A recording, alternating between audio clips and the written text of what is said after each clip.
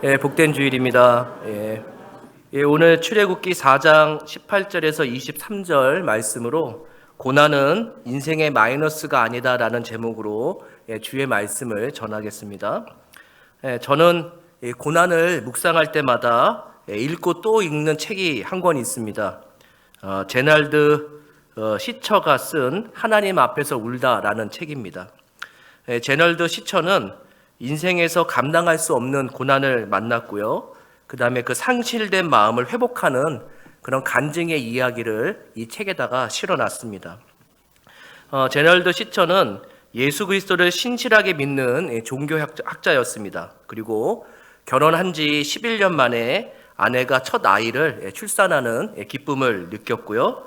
그 다음에 6년 동안 하나님의 은혜로 3명의 자녀를 더 주셔가지고 4명의 자녀가 됐습니다. 저하고 똑같습니다. 그리고 정말로 남부럽지 않게 행복하게 살았습니다. 근데 어느 날 제널드 시처가 아내를 데리고 인디언들을 연구하기 위해서 인디언 예배에 참석했고, 그날 저녁에 인디언 부족민들이 저녁 식사를 초대해서 즐겁게 식사도 했습니다. 그리고 저녁에 끝나고 들어오는 길에 장모님 댁에 들려서 장모님까지 모시고 귀가하는 길이었습니다. 그러나 문제가 하나 일어나는데요. 집으로 돌아오는 밤길에 그만 그 반대쪽에서 140km로 달리는 음주운전을 하는 차가 중앙선을 넘어와서 제널드 시처의 차를 덮쳤습니다. 그리고 그 사고로 자녀 4명 중에 3명을 잃고요. 그 다음에 아내가 죽고요. 장모님까지 잃게 되는 그런 비극을 경험합니다.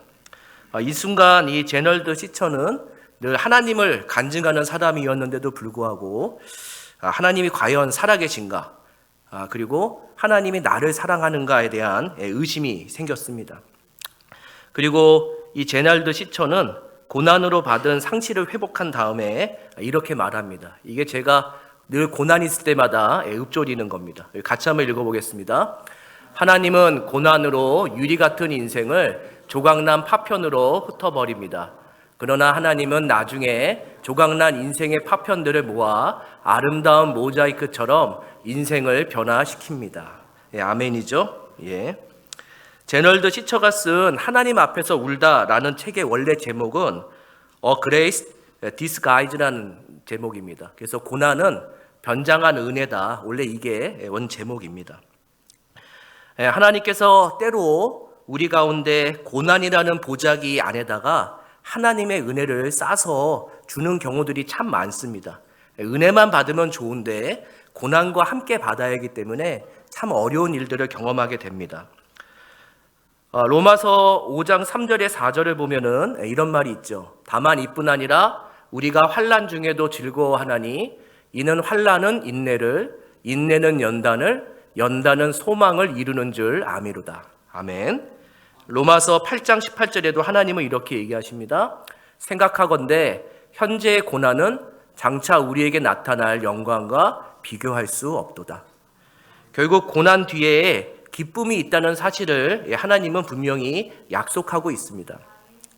근데 참 어렵죠. 왜냐하면은 누구든지 인생에서 고난이 필요한 건 다 알지만 고난을 만나고 싶어 하지는 않습니다. 누구나 다 욥을 존경하지만 욥처럼 하나님의 신실함처럼 고난 가운데 살아내기를 원하진 않습니다. 한마디로 고난을 만나는 것을 두려워하고 고난을 피하고 싶은 것이 인간입니다. 그러나 분명한 건 오늘 설교 제목처럼 고난은 절대로 인생의 마이너스가 아니라는 사실입니다. 단 조건이 있습니다. 우리에게 닥친 고난이 하나님께서 허락하신 고난이었을 때만 인생의 손해가 나지 않는다는 겁니다. 오늘 설교 본문에도 보면은 하나님은 모세에게 드디어 그 40년의 험난한 세월, 그 고난을 정리해 주시고 청산해 주시는 장면이 나옵니다. C.S. 루이스가 이런 말을 합니다. 고난은 종종 평범한 사람들을 특별한 운명으로 준비시킵니다. 딱 들어맞는 말입니다. 모세에게 있어서 정말로 딱 맞는 말이죠. 사람들은 욥이 고난의 상징이라고 생각하지만 저는 모세가 고난의 상징이라고 생각합니다. 왜냐하면 모세만큼 험난한 세월을 보낸 사람도 없기 때문입니다. 모세는 하나님께서 바로의 왕자로 40년을 보낼 때는 실력을 갖추기 위해서 왕자로 40년을 보내게 하셨고요. 그리고 오늘 설교 본문처럼 미디안 광야에서 목동으로 40년을 썩게 한 거는 하나님의 사람으로 거듭나게 하기 위해서, 그리고 인격을 갖추게 하기 위해서 40년이라는 시간이 필요했던 것 같습니다. 그리고 마침내 하나님은 모세의 고난을 해결하시고 애굽으로 가라 명령합니다. 오늘 우리가 특별히 모세가 하나님이 허락하신 고난을 통해서 얻은 교훈 3가지를 우리가 마음속에 새기려고 합니다. 그리고 고난이 올 때마다 이 3가지를 잊지 마시고 꼭 그 메모하셨다가 꼭 이렇게 꺼내서 약방의 감초처럼 꼭 쓰시기를 부탁드리겠습니다. 첫째는, 고난은 하나님께서 정하신 때에 끝납니다. 우리는 누구나 고난을 경험합니다. 그리고 지금도 고난과 동고동락하는 분이 분명히 있을 수 있습니다. 성경에는 고난이란 단어가 106번 나옵니다. 그리고 환난이란 단어가 146번 나옵니다. 그러니까 총 252번이 다 고난에 관한 이야기입니다. 그만큼 성경에서 고난을 다루는 믿음이 그 어떤 주제보다도 가장 중요하다는 것을 알 수 있습니다. 우리에게 하나님이 감당할 만한 시험만 주시면 괜찮은데 때로는 늘 감당치 못할 시험을 주시고 거기에서 우리의 그 행위를 좀 보시는 경우가 많습니다. 왜냐하면 인간에게 감당치 못할 시험을 주셔야지 인간이 바닥까지 내려갈 수 있고요. 그 다음에 바닥까지 내려가야지 자신의 능력의 한계가 어디 있는지를 깨닫게 되고 주님을 붙들기 때문입니다. 지금까지 모세는 40년 동안 철저하게 하나 깨달은 것이 있습니다. 자신이 무능한 사람이라는 것을 40년 동안 깨달았습니다. 왜일까요? 모세는 40년 동안 아무리 미디안 광야를 빠져나오려고 해도 빠져나올 수가 없기 때문입니다. 미디안 광야를 빠져나와도 바로왕과 바로의 군대가 모세를 현상수배범으로 지목해 놨기 때문에 광야에서 빠져나온들 죽음만 기다리고 있는 거죠. 그래서 그에게 미디안 광야는 동굴과 같이 참 비참한 삶을 살 수밖에 없었습니다. 미디안 광야에서 다람쥐 쳇바퀴 돌듯 양을 모는 그런 일을 하다가 집에 돌아오면 아내와 자식들이 반겨주는 잠깐의 즐거움을 만끽했습니다. 그러나 모세가 고난을 벗어날 수 없다는 것은 절망이라는 것을 자기 자신도 잘 알고 있죠. 인생에서 감당할 수 없는 고난을 만나는 건 피할 수 없습니다. 예수를 믿던 예수를 믿지 않든 상관없이 하나님은 이 감당할 수 없는 고난을 주십니다. 하지만 고난을 동굴처럼 생각하는 사람이 있고 고난을 터널처럼 생각하는 사람이 있습니다. 동굴과 터널의 공통점은 뭐냐면은 동굴과 터널의 공통점은 입구가 있다는 겁니다. 그리고 동굴과 터널은 매우 어둡고 무섭습니다. 근데 동굴과 터널에 차이점이 있습니다. 동굴은 입구만 있고 출구가 없습니다. 그러나 터널은 입구와 출구가 있습니다. 제일 중요한 게 이겁니다. 동굴은 자연적으로 만들어졌지만 터널은 어떤 한 사람이 인공적으로 만들었다는 겁니다. 우리가 고난이 왔을 때 어떤 사람은 동굴로 생각하면서 출구가 없다는 생각으로 힘들어하는 사람도 있고요. 어떤 사람은 고난을 만났지만 입구가 있지만 또 출구도 있다는 생각으로 이 고난을 터널로 받아들이는 사람이 있습니다. 고난이냐 터널이냐를 바라보는 거는 그 기준이 뭐냐면은 고난을 다루는 믿음의 눈으로 봤을 때 그것이 동굴이 아니라 터널이 될 수 있습니다. 왜냐하면 끝이 보이지 않는 긴 터널이라 할지라도 이 터널을 설계한 사람이 있을 것이고요. 그리고 이 긴 터널을 홀로 걷지 않게 하고 설계한 하나님, 예수 그리스도가 그와 함께 동행함으로써 끝까지 이 빛이 올 때까지 분명히 동행해 줄 것이기 때문입니다. 근데 중요한 거는 터널을 지을 때 중요한 건 뭐냐면은 우리에게 그 믿음이 있냐는 거죠. 터널은 하나님께서 설계하셨고 반드시 인도하심이 있기 때문에 나의 믿음이 흔들리는 것이 아니라 주님이 나와 함께 하면서 터널 끝까지 걸어가고 있다는 그런 확신이 있어야 될 때, 그것을 가리켜서 믿음이라고 합니다. 우리 출애굽기 4장 19절 같이 읽겠습니다. 4장 19절입니다. 여호와께서 미디안에서 모세에게 이르시되 애굽으로 돌아가라. 내 목숨을 노리던 자가 다 죽었느니라. 아멘. 하나님께서 모세에게 미디안 광야를 빠져나올 시간을 정했는데 그것이 언제냐면은 80년 후였습니다. 그 모세를 죽이려고 하는 원수들이 다 사라진 후에 드디어 모세를 애굽으로 보내기로 하나님이 하신 거죠. 모세가 분명히 혈기왕성할 때 40대에 한번 치러보려고 했지만 하나님이 생각하신 거는 40이 아니라 80에 그를 사용하길 원했습니다. 그러니까 그가 왕자로 40년을 보냈어야 되고 그가 40년을 목동으로 썩어야지만 하나님이 그를 사용할 수 있었던 거죠. 그는 40년 동안 험난한 세월을 보내면서 이것이 미디안 광야를 동굴이라고 생각했던 거죠. 절대로 출구가 없는 동굴. 그러나 하나님이 그에게 나타나셔서 이것이 동굴이 아니라 터널이라는 것을 드디어 알려주시고 드디어 미디안에서 애굽으로 가게 하시면서 주님이 함께 하십니다. 이상하게도요, 우리에게 닥쳐온 고난을 하나님께 기도하면은요, 항상 나는 이때쯤이면은 이 고난이 끝날 것 같은데 하나님은 항상 어떻게 하세요? 더 길게, 참 나쁘시죠? 더 길게 시간을 이렇게 잡아놓는 것 같아요. 그리고 언제든지 우리는 어려움이 있으면은 하나님께 지금 당장 고난을 끝내달라고 얘기합니다. 그러면서 이렇게 기도합니다. 지금 이 고난이 끝나지 않으면은 내가 죽을 것 같으니까, 내가 죽겠으니까 지금 하나님 이 고난을 끝내주십시오 라고 이렇게 얘기합니다. 그래도 하나님은 어떻게 하실까요? 고난을 안 끝내세요.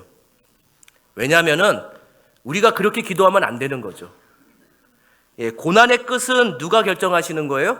하나님이 결정하십니다.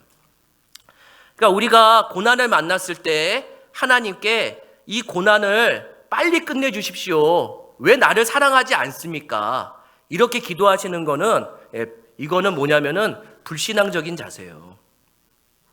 고난의 끝을 내 몫이 아니라 고난의 끝은 하나님 것이니까 우리에게 고난이 찾아왔을 때 하나님께 우리는 고난을 빨리 끝내달라고 기도하는 것이 아니라 하나님 이 고난 속에서 내가 잘 훈련받겠습니다라고 이해하게 하는 것이 맞습니다. 우리가 여자분들, 성도님들 죄송합니다. 남자분들 군대, 이게 제일 싫어하는 얘기죠. 우리 여성분들이. 내가 그렇게 군대 싫다고 해도요, 3년이 지나야지만 제대합니다. 그거 누가 정한 거예요? 국가가 정한 겁니다. 아무리 힘들어도 국가가 정한 시간을 참아야지만 제대를 합니다. 마찬가지로 우리에게 주신 고난도 하나님이 주신 거죠. 기도의 응답도 하나님이 가장 원하시고 적절한 타이밍에 응답하시고, 마찬가지로 고난의 끝도 우리가 결정하는 것이 아니라 하나님이 정해놓고 우리를 훈련시키죠. 우리는 고난만 만나면 다 죽겠다고 그럽니다. 그리고 하나님을 원망합니다. 근데 이 자리에 앉아 계신 분 한번 생각해 보세요. 죽으셨어요? 여기 다 살아 계시잖아요. 우리는 고난 속에서 죽겠다고 얘기해도 하나님은 고난 속에 우리를 놔비둬 두지 않고 그걸 질질 끄세요. 언제까지 끄실까요? 자신이 정한 시간까지 끄르세요. 그 정한 시간까지 끄르면서 우리에게 요구하는 건 뭐냐면은 너가 믿음으로 성숙해지고 믿음으로 하나님과 함께 한다는 것을 알리기 위해서 자기가 정하신 시간까지 우리를 끌고 가십니다. 우리에게 감당치 못할 고난이 찾아오셨을 때 우리 입에서 이런 얘기가 나왔으면 좋겠습니다. 훈련 잘 받겠습니다. 대신에 내 믿음을 흔들리지 않게 하시고 이 믿음 가지고 승리할 수 있도록 주님 나와 함께 하시옵소서. 이런 기도하시는 성도님들이 되기를 바라겠습니다. 둘째는 뭐냐면은 고난은 다시 시작하는 출발점이 됩니다. 바둑 황제 중에 이창호가 이런 말을 합니다. 어떤 말을 하냐면은 이긴 바둑을 복귀하는 건 이기는 습관을 만드는 것이고 진 바둑을 복귀하는 건 이길 습관을 만들어낸다. 그러니까 복귀라는 게 뭐냐면은 바둑이 한 판 다 끝난 다음에 다시 처음부터 상대방하고 바둑을 어떻게 뒀는지를 처음부터 다시 두는 거죠. 바둑을 다시 두면서 내가 어떤 거는 잘했고 어떤 것은 잘 못했고 이런 것들을 체크하면서 다음에 상대를 만났을 때 이길 수 있게 하기 위해서 복습하는 과정을 얘기합니다. 이긴 바둑을 복귀하는 건 어떨까요? 기분 좋죠. 왜냐면 내가 이겼으니까요. 진 바둑을 복귀하는 건 어떨까요? 괴롭죠. 왜냐하면 진 것도 서러운데 다시 어떻게 해야 돼요? 하나씩 하나씩 복귀하면서 이거 내가 왜 졌을까? 내가 여기서 실수했구나. 이런 것들을 하나씩 하나씩 알게 되니까 인생이 더 비참해지는 것이 진 바둑을 복귀하는 겁니다. 마찬가지로 하나님도 우리 인생에 큰 낭패를 보게 하면서 우리가 과거의 시간을 되돌아보게 만들죠. 내가 실패를 했는데 나에게 감당치 못할 큰 시험이 왔는데 과거에 내가 어떤 실수를 했지? 내가 과거에 하나님과 어떤 관계를 맺고 있지? 이런 식으로 감당치 못할 시험이 다가오는 순간 우리는 인생을 되돌아보게 만들고 다시 신앙을 복귀하게 되는 은혜를 허락받습니다. 그리고 어디서부터 잘못됐는지를 깨닫고 거기를 출발점을 삼아서 다시 만들어 갑니다. 모세가 40년 동안 광야에서 양을 치면서 무슨 생각을 했을까요? 처음에는 신세한탄을 했겠죠. 내가 왕자였는데 지금은 양꼴이나 보고 다니는구나. 근데 시간이 지나면 지날수록 모세도 마음속에 내가 왜 실패했지? 내가 조금 성급했나? 아니면 이스라엘 사람들의 마음을 얻지 못했나? 내 능력이 부족했는가? 이런 것들을 어떻게 할까요? 40년 동안 곱씹어보고 또 곱씹어보면서 자신의 실수가 무엇인지를 분명히 찾았을 거예요. 근데 답을 찾았을까요? 못 찾았을까요? 말씀 잘하셔야 돼요. 답을 찾았을까요? 못 찾았을까요? 못 찾죠. 왜 그럴까요? 그가 실패한 가장 큰 문제는 능력이 아니라 믿음의 문제였어요. 그가 40년 동안 왕자로 있으면서 뭔가 큰 일을 하려고 할 때 하나님을 의지하지 않았습니다. 그리고 광야에 40년을 양을 치면서 있을 때도 하나님을 만나본 적이 없는 사람입니다. 그러니까 이 미디안 광야를 이 사람은 어떻게 생각할 수밖에 없냐면은 터널이 아니라 동굴로 생각할 수밖에 없는 거죠. 그런데 하나님이 은혜 가운데 모세에게 나타나서 지금부터 믿음을 허락하시고 믿음으로 리더가 될 수 있도록 만듭니다.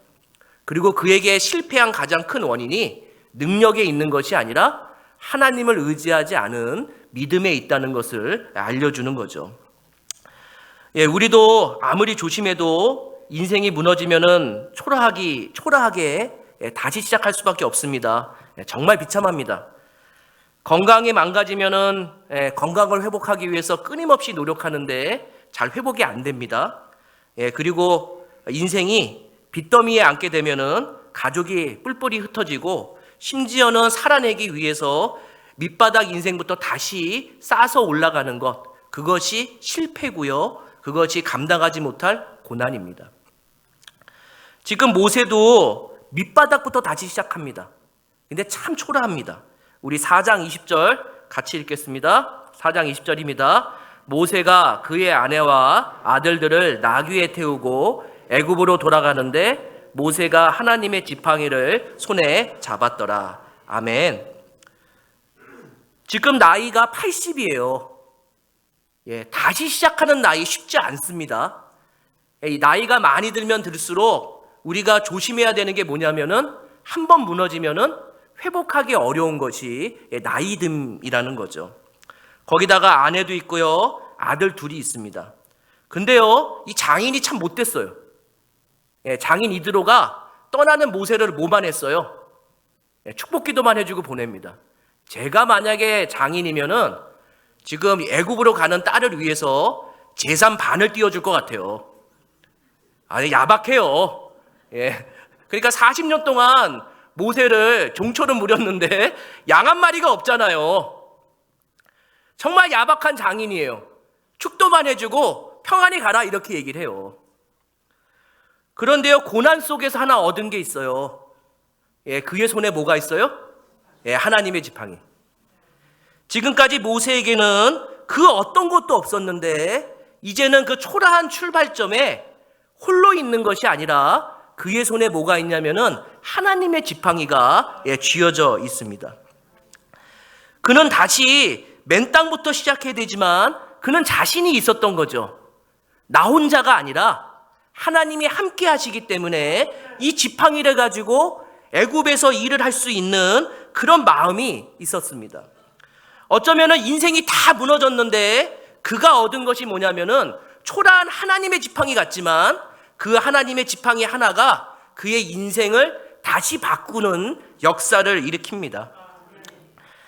모세는 이 고난을 통해서 큰 선물을 받습니다. 그게 뭐냐면은 하나님을 향한 겸손한 믿음을 얻습니다. 내가 인생을 내 힘으로 사는 것이 아니라 하나님을 의지해서만 가능하구나. 내가 이 고난의 끝에 하나님이 허락하신 가장 큰 이유는 고난에서 딱 한 가지 알려준 거는 나를 의지하지 말고 하나님만 의지하라고 하는 그걸 하나 알려주셨구나 라는 것을 정말 감사하게 모세는 받아들인 거죠. 모세가 120세를 살아요. 근데요, 80에 이걸 깨달았어도 큰 은혜죠. 왜냐하면 40년을 주님과 함께 동행할 수 있기 때문입니다.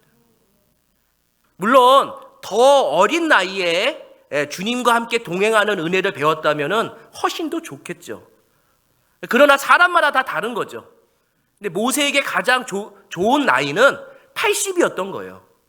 그가 80에 하나님을 의지했기 때문에 이스라엘 백성을 구원하는 일이 발생하게 됩니다. 또 하나 그가 이 고난 통해서 얻은 것이 있습니다. 뭐냐면은 하나님을 향한 겸손한 순종입니다. 우리 18절 19절 같이 읽겠습니다.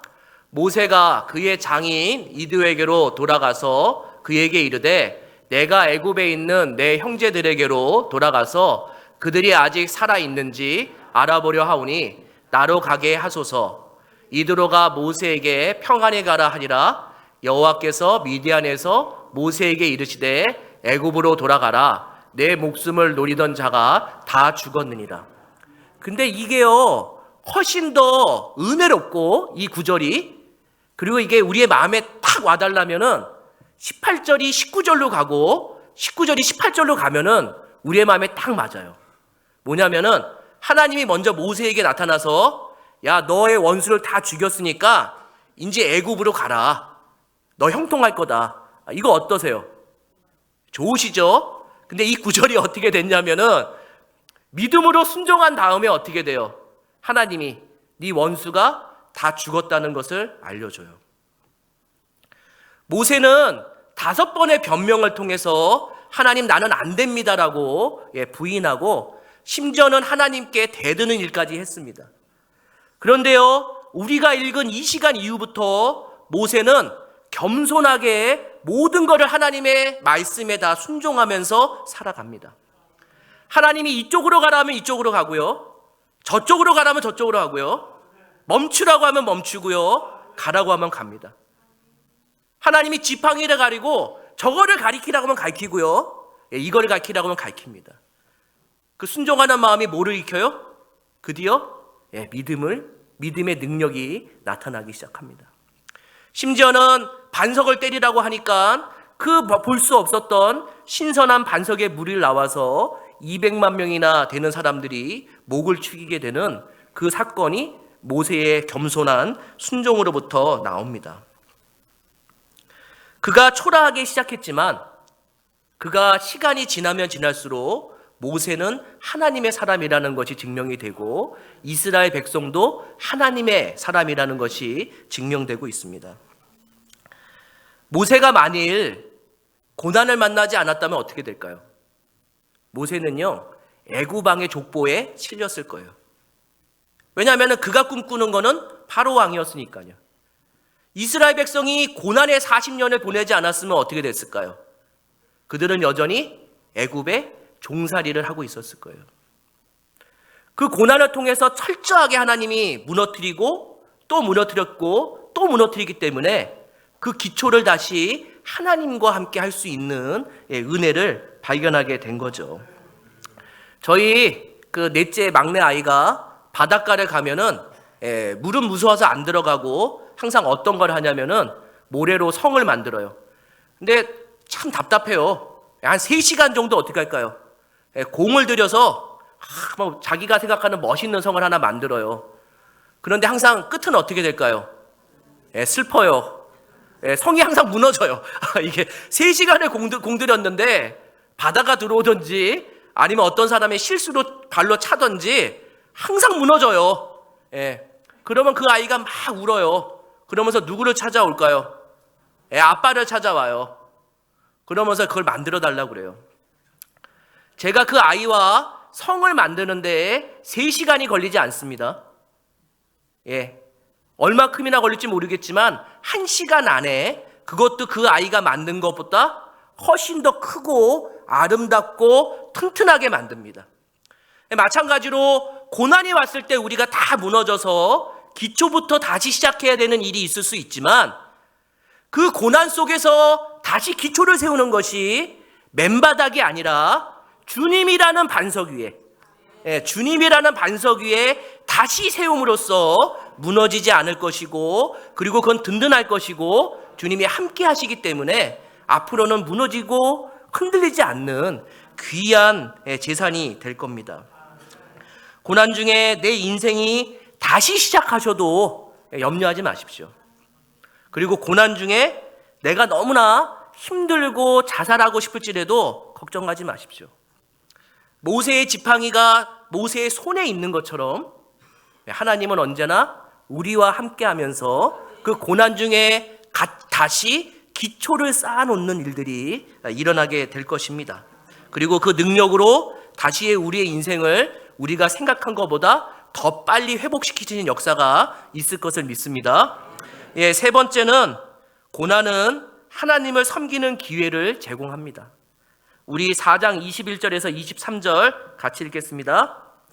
여호와께서 모세에게 이르시되 내가 애굽으로 돌아가거든 내가 내 손에 준 이적을 바로 앞에서 다 행하라. 그러나 내가 그의 마음을 완악하게 한즉 그가 백성을 보내주지 아니하리니 너는 바로에게 이르기를 여호와의 말씀에 이스라엘은 내 아들 내 장자라. 내가 내게 이르기를 내 아들을 보내주어 나를 섬기게 하라 하여도 내가 보내주기를 거절하니 내가 내 아들 내 장자를 죽이리라 하셨다 하라 하시니라. 아멘. 이 고난은요 하나님을 붙들게 만들거나 하나님을 떠나게 만듭니다. 둘 중에 하나를 선택할 수밖에 없습니다. 그러나 믿음이 있는 사람은 이 고난을 만났을 때 하나님 앞에 무릎을 꿇는 은혜를 경험합니다. 그러나 믿음이 없는 사람은 고난이 닥쳐오면은 계속 자기가 뭔가를 혼자 해보려고 노력하다가 인생이 더 망가집니다. 오늘 잠깐 우리가 읽은 부분에 두 장자가 나와요. 두 아들, 큰 아들. 하나는 누구냐면은 하나님의 큰 아들 이스라엘 백성. 그리고 다른 아들은 뭐냐면은 애굽의 신들의 큰 장자 바로. 바로를 신의 장자로 보통 이야기합니다. 그런데요 하나님이 10가지 기적을 일으킬수록 모세와 이스라엘 백성은 더 하나님께 더 낮아지고 더 의지하는 일이 생깁니다. 그러나 이 10가지 재앙이 안 믿는 바로 왕과 애굽인들에게는 더 하나님을 멀리하고 자신만 지키는 일들을 자신의 능력으로 뭔가를 해보려고 하다가 결국 멸절되는 것까지 가게 됩니다. 4장 23절에 보면은 섬긴다는 단어가 있는데 이게 서브입니다. 그러니까 예배하다는 단어로 원래 돼요. 그래서 모세가 40년의 고난을 받은 거, 그 이스라엘 백성이 40년의 고난을 받은 것이 얼마나 감사한 거냐면은 그 고난이 없다면은 하나님을 경배하고 하나님을 붙들지 못하는 그런 사람이 될 수밖에 없는 거죠. 우리 인생에 감당치 못할 시험이 있잖아요. 그러면 그거를 하나님이 나를 미워한다고 생각하시면 안 되고 하나님의 사인이라고 생각하셔야 돼요. 어떤 사인일까요? 너가 나와 멀어졌구나. 더 이상 더 멀어지면은 마귀의 자식이 될까봐 그걸 어떻게 할 수 없으니까 다시 가까이 오게 하기 위해서 하나님은 자신의 자녀에게 고난을 허락하시는 방법밖에 없는 거죠. 생각해 보세요. 하나님이 우리에게 얼마나 좋은 말로 얘기하셨어요. 하나님은 절대로 처음부터 고난을 주시지 않아요. 우리의 인생살이 중에 하나님은 정말 처음에는 항상 선하고 좋은 말로 우리의 가는 길을 안내해요. 근데 피조물 중에 가장 악한 존재가 뭐냐면 인간이에요. 인간만 하나님을 대항해요. 인간만 하나님과 멀어지려고 해요. 그러니 그 사랑하는 사람을 불러내기 위해서 하나님이 할 수 있는 방법이 뭐겠어요? 감당치 못할 고난을 줌으로써 그가 다시 하나님을 붙들게 하시는 거, 그 방법밖에 없습니다. 하나님을 원망하지 마세요. 하나님은 고난을 주시기 전에 분명히 어느 순간에 우리에게 좋은 말, 선한 말로 우리에게 먼저 다가오셨었어요. 그런데 내가 영적으로 민감하지 못해서 거기에 반응하지 못했을 뿐이에요. 오히려 우리에게 고난이 찾아오고 힘든 일이 찾아올 때 하나님이 나에게 더 가까이 붙으라고 하는 거구나. 내가 이 예배당을 떠나지 말라고 하는 것이구나. 이런 생각을 하시면서 주님을 붙들어야 되는 거죠. 그러면 다시 어떤 일이 생길까요? 하나님이 다시 기초부터 다시 반석 위에 세우는 그런 위대한 일을 해 나가십니다.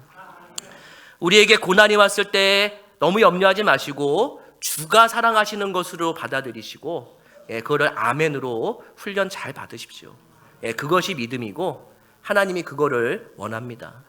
제가 마지막 한 가지만 얘기하고 마치겠습니다. 어떤 아버지가 초등학교 1학년 아들을 데리고 이런 똑같은 주일 오전 예배에 참석했대요. 근데 그날따라 이 담임 목사님이 설교를 너무 어렵게 해가지고 은혜가 되지 않더랍니다. 죄송합니다. 목사가 쉽게 얘기해야 되는데. 근데 이 아버지는 아무리 들어도 무슨 말인지 모르겠더래요. 근데 초등학교 1학년이 졸지도 않고 목사님을 쳐다보면서 계속 집중하고 있더래요. 놀라운 거죠. 그래서 예배가 끝난 다음에 초등학교 1학년 아들한테 물어봤대요.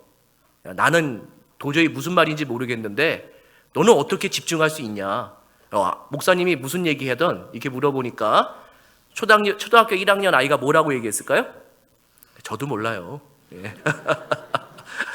그렇게 얘기했대요. 근데 아버지가 근데 너 왜 목사님 그렇게 뚫어지나 봤냐? 그랬더니 목사님을 본 게 아니라 목사님 뒤에 있는 십자가를 봤어요. 이렇게 얘기했대요. 초등학교 1학년이잖아요. 수업 산수 시간에 더하기를 배웠는데 이 십자가가 선생님이 가르쳐준 더하기 플러스와 너무나 똑같아요. 이렇게 얘기하더랍니다. 근데 그 아이가 이렇게 얘기하더래요. 초등학교 1학년인데 아빠 내가 설교는 무슨 말인지 모르겠는데 예수 믿는 것이 플러스라는 것은 알겠어요. 이렇게 얘기하더래요. 근데 이게 진짜 있었던 일 같아요. 근데 그 아버지가 깨우친 게 있다는 거예요. 예수 믿는 것이 플러스구나. 왜냐하면은 오늘 설교 제목처럼 고난은 인생의 마이너스가 아닌 거죠. 왜냐하면 우리가 모두 다 예수를 믿고 있기 때문이죠. 예수님이 고난 중에 이렇게 얘기합니다. 내니 두려워하지 말라. 멀미가 나고 구토가 나지만 주님은 항상 우리와 함께 하시고 갈릴리의 험난한 파도를 건너가시는 것처럼 우리의 긴 고난의 터널을 반드시 함께 걸어가실 분을 믿습니다. 로마서 8장 38절에서 39절 같이 읽겠습니다. 내가 확신하노니 사망이나 생명이나 천사들이나 권세자들이나 현재일이나 장래일이나 능력이나 높음이나 기쁨이나 다른 어떤 피조물이라도 우리를 우리 주 그리스도 예수 안에 있는 하나님의 사랑에서 끊을 수 없느니라. 아멘. 고난이 와도 우리를 절대 끊을 수 없는 거, 하나님의 사랑. 고난이 엄청나게 밀미듯이 들어와도, 그리고 고속도로 다니시면 터널을 지나면 또 뭐가 있어요? 또 터널이 기다리고 있어요. 그리고 또 지나면 뭐가 있어요? 또 터널이 있어요. 근데요, 동굴이 아닌 것을 감사하셔야 돼요. 아무리 터널이 많이 있어도 그때마다 하나님의 사랑은 우리를 끊을 수 없고 우리를 이길 수 없다는 생각을 늘 하시면서 고난마다 나는 하나님의 사랑을 받는 사람이야, 이 마음을 갖고 이겨내시길 바랍니다. 우리 같이 기도하겠습니다. 우리 중에 고난이 있는데 하나님, 내가 이 고난 잘 감내하게 하시고 마침내 주님과 함께 이 고난의 터널을 벗어나게 해달라고 우리 주여 한번 외치고 기도하겠습니다. 주여!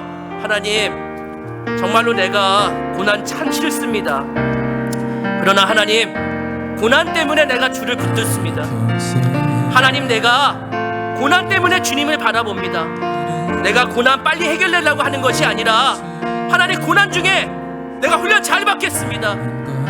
하나님, 나에게 믿음을 주시고 그 믿음으로 승리하게 하여 주시옵소서. 아버지, 어차피 나에게 주어진 고난이 있다면은 그 고난이 내가 혼자 싸우는 것이 아니라 주님과 함께 걸어가겠습니다. 고난의 터널을 나 혼자 나벼두지 마시고 하나님 함께 하여 주시옵소서. 하나님 은혜를 베풀어 주시옵소서. 우리 가정에 하나님의 놀라운 은혜가 임해서 그 고난의 가정이 벗어나게 하시고 고난의 자녀가 벗어나게 하시고, 아버지, 우리 가운데 아픈 자가 있습니까? 아버지, 우리 가운데 절망한 자가 있습니까? 고난 다음에 신음하는 자가 있습니까? 주님, 그 고난을 넉넉히 이길 수 있는 믿음을 허락하시고 주님이 함께하여 주시고 그 고난 속에서도 다시 믿음의 반석 위에 우리의 가정이 세워지고 우리의 일터가 세워지고 우리의 교회가 세워지는 놀라운 은혜를 하나님 우리에게 허락하여 주시옵소서. 주님, 은혜를 베풀어 주시옵소서. 주님, 은혜를 베풀어 주시옵소서. 주님, 은혜 베풀어 주시옵소서. 주님, 아버지, 나에게 아버지 고난을 이기기는 힘을 주시옵소서. 고난을 주님과 함께 넘어가게 하여 주시옵소서. 나는 같이 일어나서 찬양하겠습니다. 나의 평생에 가장 복된 일은 내가 예수님을 만난 것이라.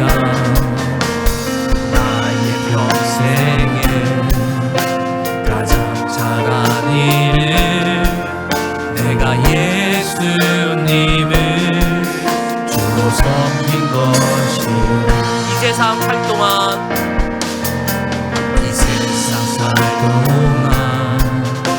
내가 걷는 길이 때론 험하여서 넘어질 때도 주의 강한 손이 나를 붙드시니 나는 예수님만 주로 섬기며 나는 주를 섬기는데 나는 주를 섬기는 것에 후회가 없습니다. 내가 걸어온 모든 시간 다 주의 은혜니 내가 걸어간 모든 날도 주만 섬기며 살리 오직 예수 이름 부르며 살아갈 이것이 나의 간증이요 이것이 나의 간증이요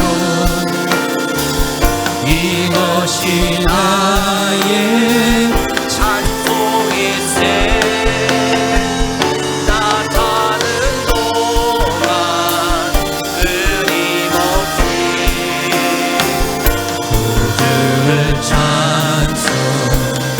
이것이 나의 간증이요. 이것이 나의 간증이요. 이것이 나의 찬송일세. 나 사는 동안 끊임없이 구주를 구주를 찬송하리로다. 구주를 찬송하리로다.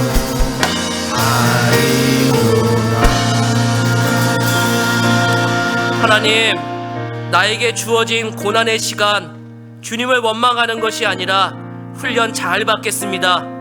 대신 하나님, 나에게 믿음을 허락하시고 믿음으로 승리하게 하여 주시옵소서.